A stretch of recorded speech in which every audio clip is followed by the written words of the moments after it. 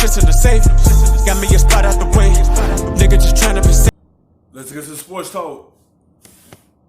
Between the Bucks and the Sixers last night, the big guys, Embiid and Antetokounmpo, and early on, look at the footwork from the three. Oh, Giannis just dominating the paint, going against Joel Embiid. Look at the versatility. Look at the footwork. Embiid, meanwhile, really struggling last night. He 1 of 11 from the floor in the first half. Yeah, when you think about the Bucks, #1 defensive rated team in the NBA, the Lopez brothers did a really good job of bodying up Joel Embiid, and his body language, Grinny, was horrible the entire game. He doesn't look right. He doesn't look fit. He just, look, watch the defensive effort here, if you indeed want to call it that, from Embiid.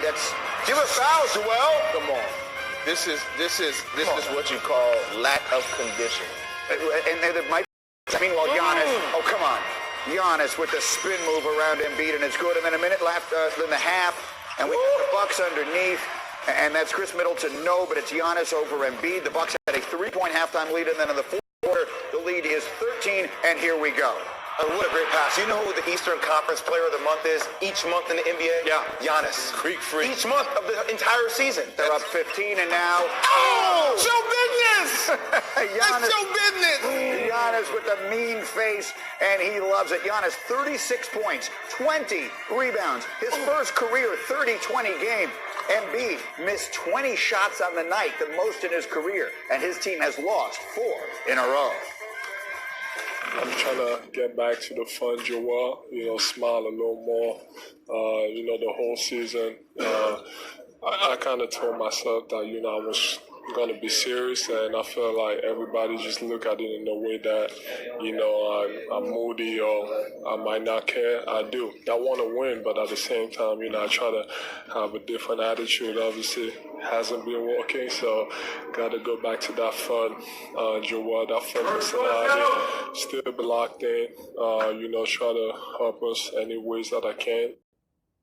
So that's sort of a conciliatory tone. Charles Barkley, if you were watching the game on TNT last night, just went in. He said of the Sixers, quote, "They are the softest, mentally weakest team that had a bunch of talent. They are the Cleveland Browns of the NBA. They got a lot of talent, and they talk the talk, and that's it." Jay Will, what?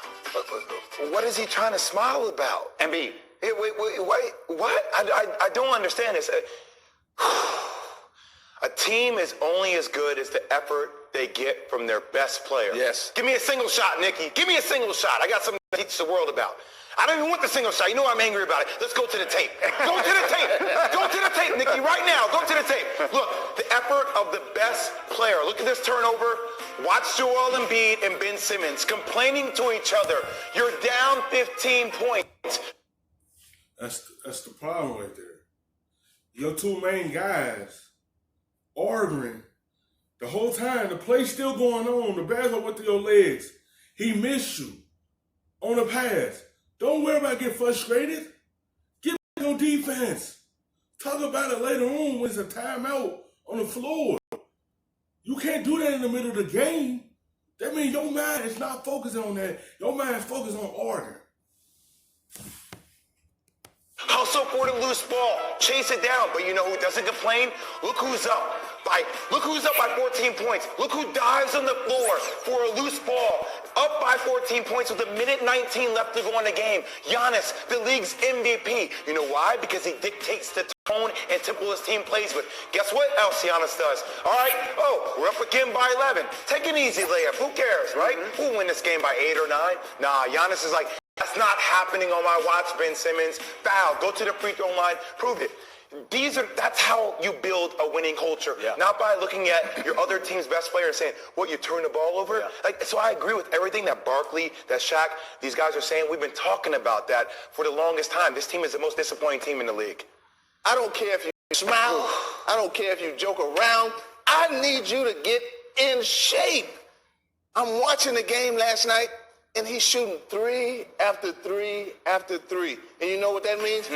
He's not in shape to get on the block and do what he's supposed to do. I don't want to see this out of Joel Embiid early in the game. I don't want to see 10 3-point shots. I want to see you work your footwork in the paint. This is what I want to see. Go right at him, get the basket, or get to the free throw line. Offensive rebound. This right here, this is effort. That's what I want to see out of Embiid. I don't care if he's happy or sad. Just If that shot ain't working, don't keep tossing it up.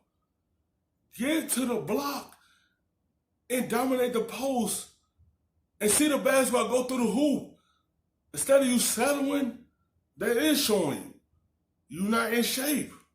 That's showing you he's just not there. And arguing and bickering and worrying about the turnovers, you can tell there's a lot of problems going on in Philadelphia. give me production. I have, through most of his career, made excuses for Embiid not always being in the best shape because I felt like maybe because of all the issues with his back and everything else over the years, he can't work out as much as everyone else does, has to rest or whatever it is. Is the time for that behind us? Is he just candidly not in the condition he needs to be? Well, he's not because he had the hand injury, but still, like, I'm tired But the hand of injury, I mean, you could run forever with a hand injury. I'm just tired of the excuses. Right. It gets to a certain point where no more. I don't want to even hear you talk. Just play. Yeah. You're 1-12 on the road against winning teams. That's what this 76ers team is. Yeah. All right, it's a mess. I mean, right now in Philadelphia, it's a mess. Thanks for watching ESPN on YouTube. For the look back of the rub, nigga, I gotta be safe.